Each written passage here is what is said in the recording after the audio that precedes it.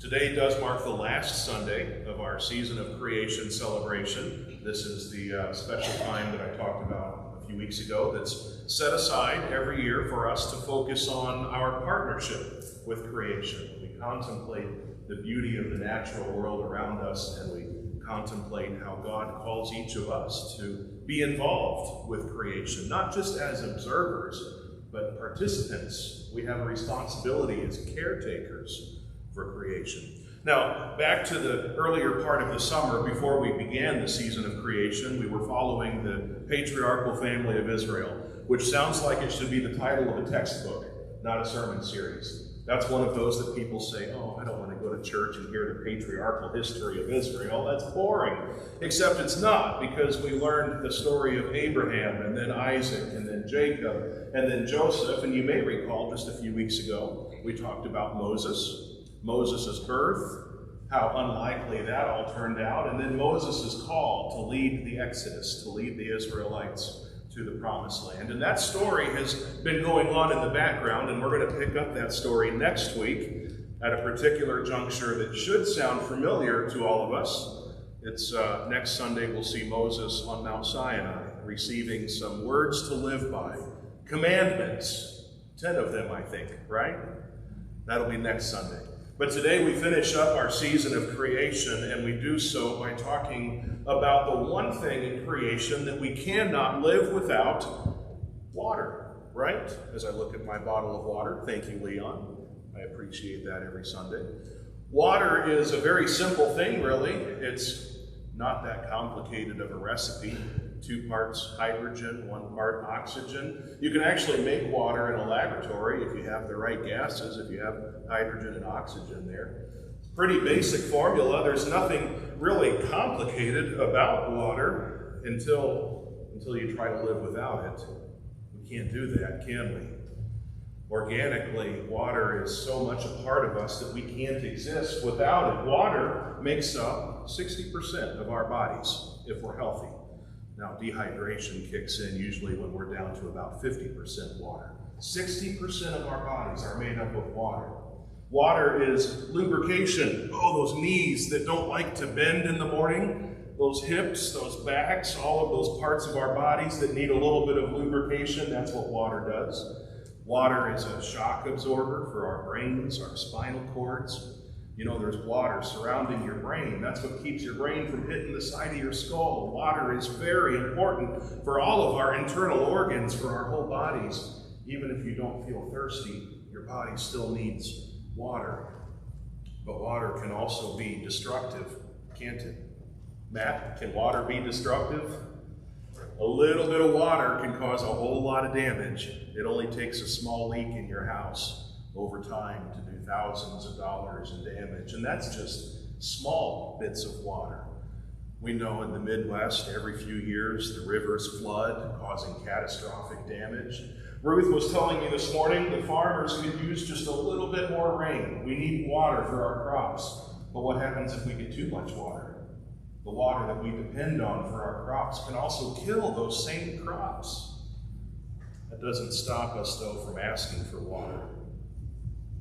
Despite our best efforts, we can't control water, can we? And we try. We dam up rivers, we build lakes and ponds, and we dig ditches, and we have all sorts of technology that allows us to channel water where we want it to go. And every now and then, nature reminds us that we can't control water.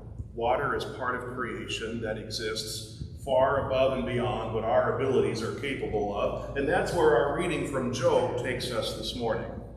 And our reading from Job today begins with water. God speaks to Job in a whirlwind and a tempest. That's a word we don't really use much. Tempest.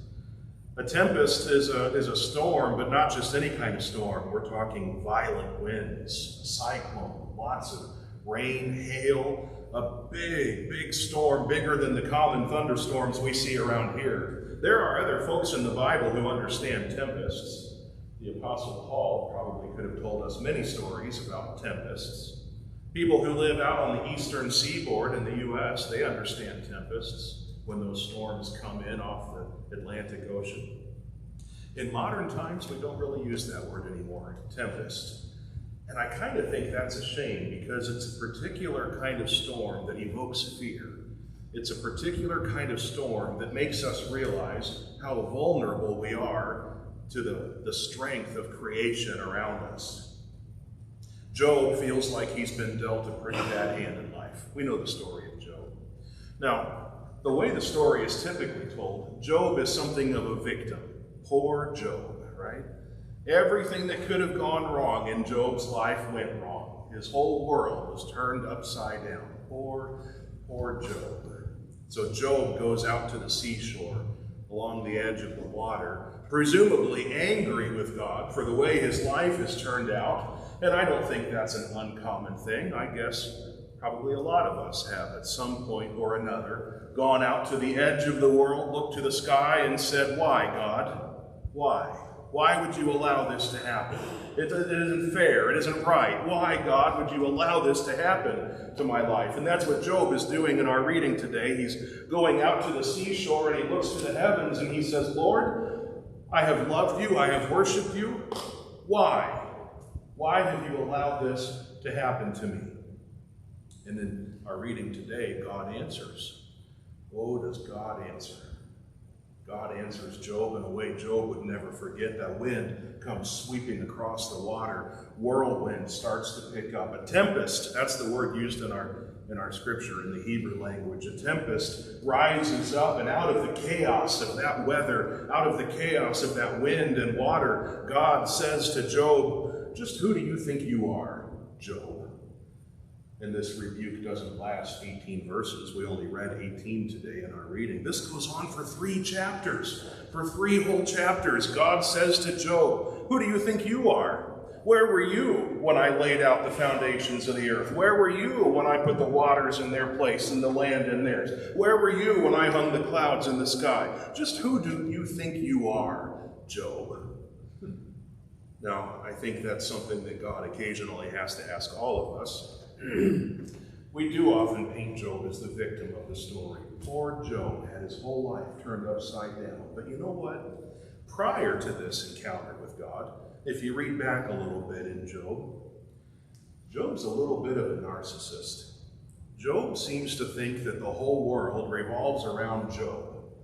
Job was very concerned about his material wealth. He was a very successful livestock farmer. He had a lot of good crops. Made a lot of money, big family. Job is successful in every measure of worldly success, and that's what's important to Job. And it's not until those things start to crumble away that Job begins to question, "God, why are you making this happen in my life?" As if God wasn't part of any other aspect of Job's life. Job forgets that he's just one little part of something much bigger than himself. And that is a hard lesson for us to learn. It's a lesson in vulnerability. That's what we see Job wrestling with today, a lesson of vulnerability. Vulnerability is uncomfortable. We don't like to be vulnerable. I told you the story, I think, a year or so ago. I rode my motorcycle a few years ago from St. Louis to St. Paul, Minnesota and back, using only the river roads, which is a beautiful ride. You can ride up the west side of the Mississippi, down the east. You can ride up the east, down the west. There's a number of bridges that cross the river along the way. So I rode from St. Louis to St. Paul and back using only the river roads, and had 2 excellent days of weather, just like we've had the last couple of days here. Cool in the mornings, bright sunny afternoons. Great days to be out on the motorcycle. And then there was the 3rd day of that trip.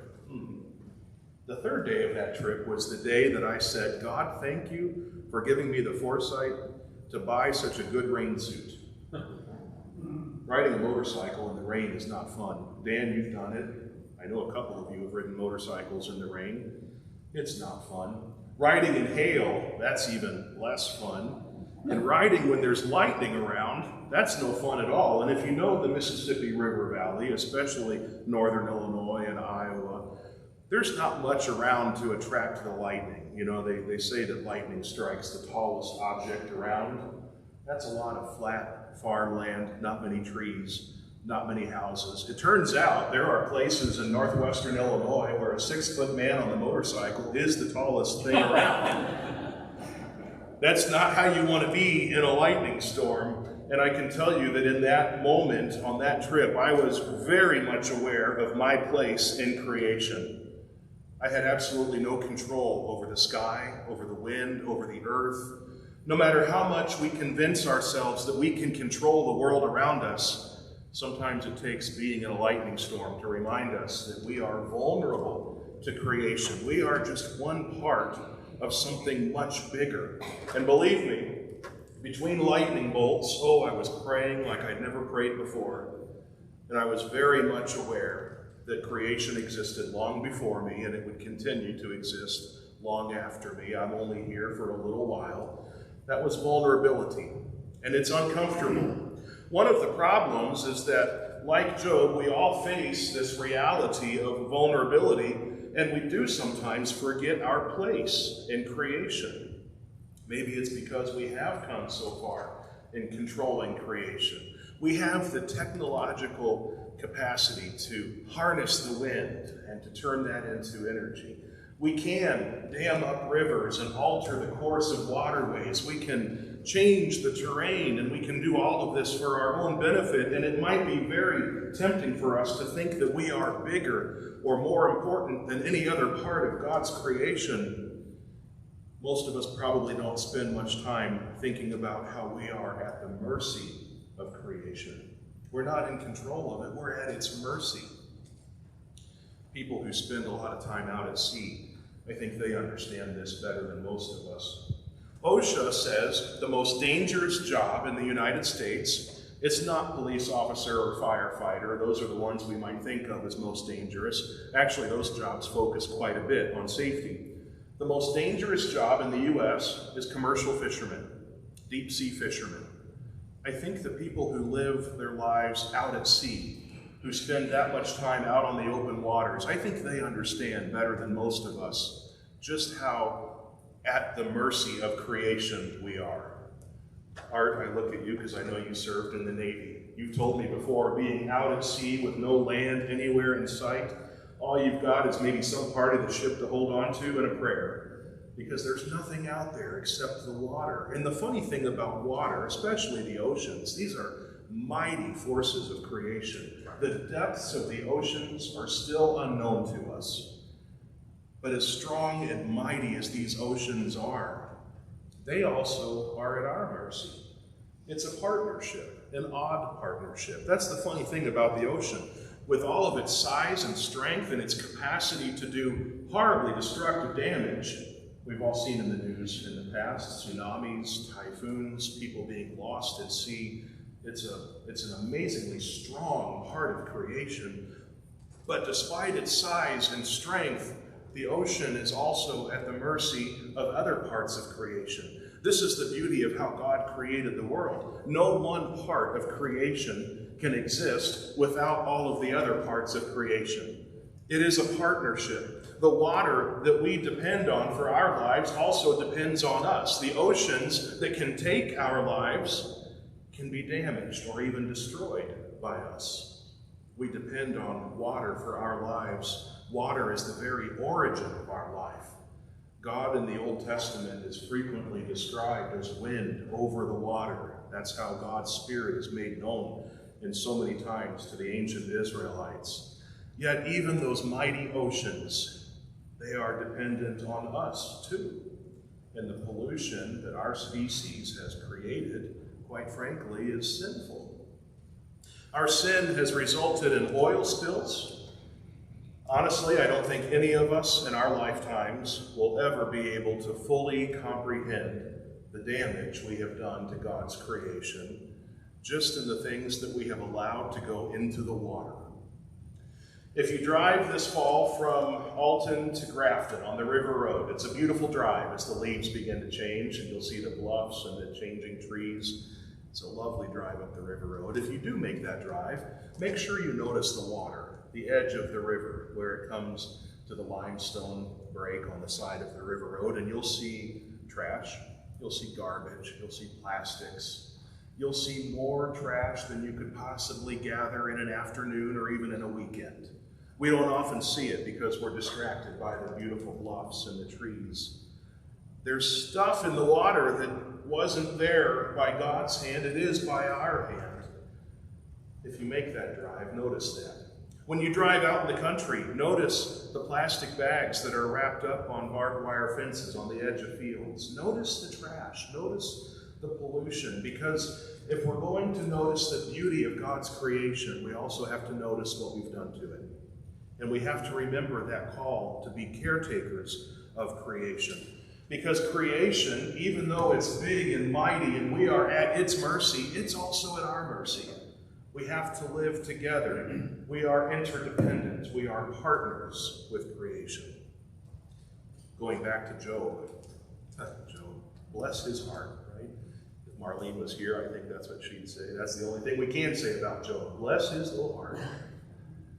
Part of Job's issue is what we might call a limited worldview. Job saw the world through Job's eyes and no one else. And if it didn't affect Job directly, probably wasn't an issue Job was going to involve himself in. Job was concerned about the success of his financial endeavors. He was concerned about the health of his family. Job was concerned about his property. Job probably would not have been concerned about a patch of garbage in the Pacific Ocean the size of Texas. It's out there, by the way. Job probably wouldn't have been concerned about that unless it somehow affected Job personally. And I think that sometimes happens to all of us. Job is reminded, though, in this encounter with God that we read from today, Job is reminded that creation is far bigger than what any of us can imagine. And during this rebuke, while God is gently yet firmly putting Job back in his place, Job is also reminded of the breadth and depth of creation and how we're just one little part of something much bigger that God put together. Job is reminded that creation is far bigger than he can even fathom. And during this rebuke, Job is reminded that the issue here is not that God created the world and Job didn't. It's that God cares for the world and Job doesn't. Job cares only about himself. This is an issue of humility. It's a lesson in caring about something more than those things that just affect us personally. The issue isn't so much that God made the world and Job didn't, it's that God cares about the world and Job doesn't. And that's the real message of this season of creation that we've been journeying through for the last few weeks. God calls us, God begs us, God pleads with us to care about the world around us just as much as we care about ourselves and our families and our own lives. To care about creation maybe even as much as God does. I think that would really please the Lord. To recognize that we need creation, but creation also needs us. And on this particular Sunday, we're called to respect the life-giving power of water in creation. And we're called to preserve its ability to give us life. Caring for the environment, taking care of the world around us. This is not just an ecological issue. It's not a social issue. It's not a political issue. This is a spiritual issue. This is what we were created for, to take care of God's world, to take care of creation. And so let's not forget this story of Job, who thought only of himself until God confronted him very plainly. Let's remember that we are part of something much bigger than ourselves. And may God continue to challenge us and call us and inspire us to care for God's creation in such a way that God will be pleased. Amen? Amen.